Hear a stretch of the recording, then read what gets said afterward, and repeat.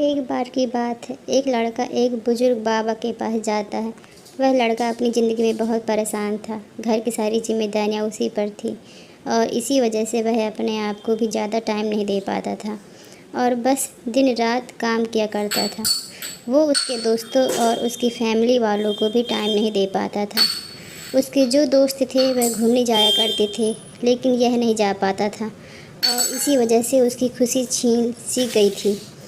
उसे भी नहीं पता था कि वह लास्ट टाइम कब दिल से खुश हुआ था, क्योंकि वह काम में बहुत उलझ सा गया था और उसकी मेंटल हेल्थ भी ख़राब हो रही थी। तो एक दिन वह एक बुजुर्ग बाबा के पास जाता है और उन्हें यह सारी बातें बताता है कि मैं बहुत परेशान रहने लगा हूँ, खुद को भी टाइम नहीं दे पा रहा हूँ और जब मैं खुद के लिए टाइम निकालने का सोचता हूँ तो मुझे अपनी जिम्मेदारी याद आ जाती हैं। मैं पागल सा हो गया हूँ, अब आप ही मुझे कोई रास्ता बताइए। वह बुजुर्ग बाबा उस लड़के को कल नदी के पास आने के लिए बोलते हैं। यह लड़का जब कल नदी के पास जाता है तो देखता है कि वह बुजुर्ग बाबा पहले से ही उसका इंतज़ार कर रहे थे। लड़का बाबा से कहता है कि बताइए बाबा, अब मुझे क्या करना है। तो बुजुर्ग बाबा उस लड़के से कहते हैं कि बताता हूँ, लेकिन पहले हमें नदी की उस साइड में जाना है। मतलब नदी की उस किनारे पर जाने के बाद मैं तुम्हें बताऊँगा कि तुम्हें क्या करना चाहिए। लड़के को उनकी बात समझ नहीं आई कि नदी के उस किनारे पर जाने के बाद ही क्यों बताना है, लेकिन फिर भी लड़के ने बाबा से कहा चलिए। फिर हम नदी पार करके नदी के उस किनारे पर चले जाते हैं।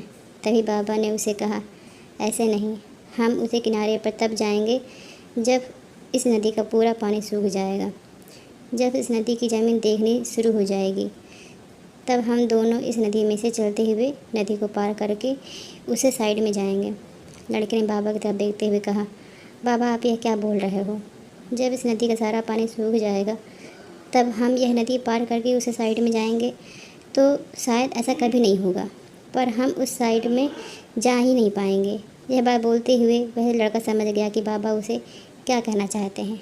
बाबा ने उसकी तरफ देखा और मुस्कुराते हुए कहा कि यही चीज़ मैं तुम्हें समझाना चाहता हूँ कि तुम भी अपनी ज़िंदगी में यही सोच रहे हो कि जब मेरी सारी जिम्मेदारियाँ ख़त्म हो जाएंगी तब मैं अपनी ज़िंदगी में एंजॉय करूँगा, तब अपने आप को टाइम दूँगा, तब मैं मज़े करूँगा।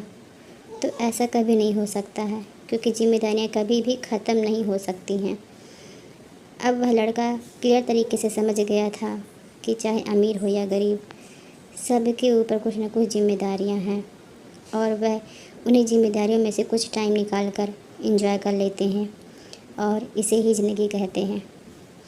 दोस्तों, इस कहानी से हम यह सीख मिलती है कि ज़िंदगी बहुत छोटी है और टाइम बहुत फास्ट। तो अपनी ज़िंदगी के हर मोमेंट को एंजॉय करो, नहीं तो टाइम निकल जाएगा।